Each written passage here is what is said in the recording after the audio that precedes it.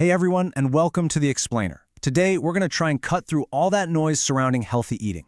We're going straight to the source, using insights from the Erogium Institute to get to what really matters. So have you ever felt just completely overwhelmed by all the diet advice out there? I mean, you've got keto, paleo, intermittent fasting. It's just endless, right? It's a lot to take in. But what if? What if the secret to good health is actually way simpler than all that? Well, that's what we're going to do today. We're stripping it all back to the basics. Because, at the end of the day, that's really what it's all about. It's about finding balance. We're not talking about some quick fix or a crazy complicated trend. We're talking about finding a way to fuel our bodies that we can actually stick with, day in and day out.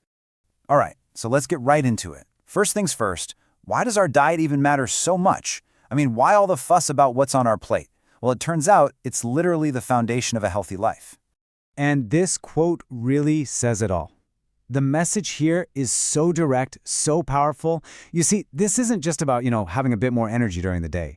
We are talking about something much, much bigger. We're talking about seriously lowering your risk for some of the biggest health problems out there. And look at this list. We're not talking about minor things here, right? Diabetes, cardiovascular disease, cancer, stroke. Just think about that for a second. The choices you make at every meal are like your body's front line of defense. The stakes? Yeah, they're incredibly high. But it's not just about preventing the bad stuff. It's also about promoting the good stuff throughout your entire life. From when we're kids and growing all the way to helping us stay strong and active as we get older, good nutrition is that one constant thread that supports us at every single stage. Okay, so we've established why it's so important. But that brings up the big question, right? What even is a healthy diet? Let's break down the actual definition. And here we have it. It's actually pretty straightforward. A healthy diet isn't about restriction or cutting everything out. Nope. It's about balance and variety. The whole point is to give your body all the essential nutrients, all those little building blocks it needs to thrive, by eating a bunch of different whole foods. I like to think of it like this. There are 4 main pillars holding it all up. Pillar 1, make sure you're getting all those essential nutrients. 2, eat a variety of foods. Don't get stuck in a rut. 3, really focus on whole foods, stuff that looks like it came from a farm, not a factory. And pillar 4, try to minimize the processed foods, the added sugars, salt, and unhealthy fats. See, it's a pretty simple framework, but it's incredibly powerful. Okay, that's the theory. But let's get practical now. What does this actually look like on a Tuesday night when you're trying to figure out what to make for dinner? What should we really be putting on our plates? So here are the big ones. These are your go-tos, the foundation of your meals. Fresh fruits, veggies, whole grains, lean proteins. And notice that word again, variety. This is so important.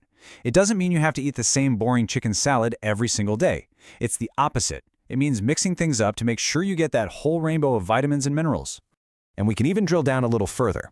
When someone says eat your veggies, this is what they're talking about. Think about painting your plate with colors. You want those deep leafy greens, those vibrant reds and oranges, and hey, don't forget about things like beans and peas. Every single one brings something different and beneficial to the table. All right, so knowing what to eat is half the battle. But turning that knowledge into an actual daily habit, that can be the really tricky part. So how do we make this whole thing feel, less complicated? Let's boil it down to 3 super simple rules to live by. Okay, here you go. Think of this as your cheat sheet. Rule number 1, eat a variety. You've heard it before, eat the rainbow. It's true. Rule 2, be smart about your carbs.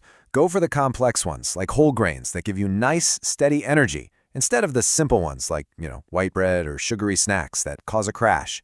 And finally, rule 3, just be mindful of those extras. I'm talking about all the added salt, sugar, and unhealthy fats that tend to hide in processed foods. And yeah, these are the extras we're talking about. Look, the goal here isn't to be perfect or to banish these things from your life forever. That's not realistic. It's just about making sure they're the exception, not the rule. Think of them as a sometimes food, not an all-the-time food. So we spent a lot of time talking about food, and obviously it's super important. But if we really want to understand what it means to be well, we have to zoom out a little bit. We have to look at the whole picture. That's right, because as critical as diet is, it's really only half the story. There's another piece of the puzzle that's just as important if you want to live a long, healthy life. And there it is, physical activity. You just can't have one without the other. I mean, you can have the best diet in the world, but if you're sitting on the couch all day, it just doesn't add up. They're like 2 sides of the very same coin. And the benefits of moving your body? Oh, they are absolutely huge. Just like with a healthy diet, exercise is a total powerhouse when it comes to preventing disease. But it also does these amazing things for our mental health. It can boost your mood, slash stress, and really help with feelings of depression and pain. So if there's one thing to take away from all this, it's this. True wellness comes from the combination. It's not one or the other. When you put good nutrition together with regular physical activity, you are building the absolute strongest foundation you can for a long and healthy life. And that pretty much brings us to the end. But before you go, I want to leave you with a question to think about.